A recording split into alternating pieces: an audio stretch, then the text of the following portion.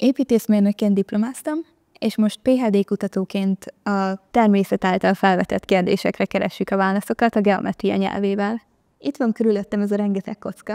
Ezeket a kockákat, hogyha összeraknánk, akkor látnánk, hogy kitöltik a teret, mint egy puzzle. Mi is ilyen formákat, mintázatokat vizsgálunk, és definiáltunk egy új formaosztályt. Ezek olyan szintén térkitöltő formák, amiknek nem úgy, mint a kockának, nincsen éles csúcsuk. Ezek a lágycellák, és megjelennek a természetben is, például a Nautilus csigának a házában.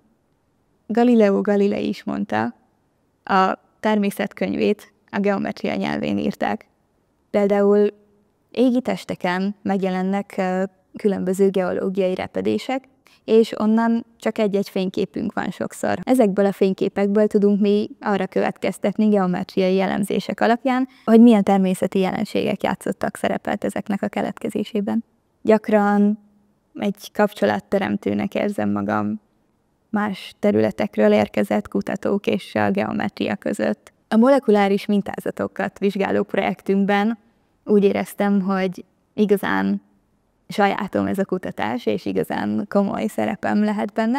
Prezentálhattuk Konstantin Novoszelov Nobel-díjas fizikusnak.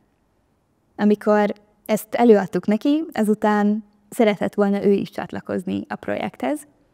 Végül együtt is dolgoztunk vele ezen. Ekkor azt éreztem, hogy az, amit csinálok, az ilyen komoly embereket is érdekel, és nagy jelentősége lehet.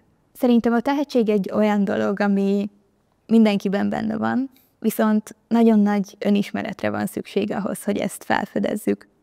Meg kell találnunk azt a dolgot, amiben a legjobbak vagyunk, és amiben a legjobban ki tudunk bontakozni. Szeretném megmutatni más fiataloknak is, hogy a tudomány érdekes, és a tudománnyal lehet sikereket elérni.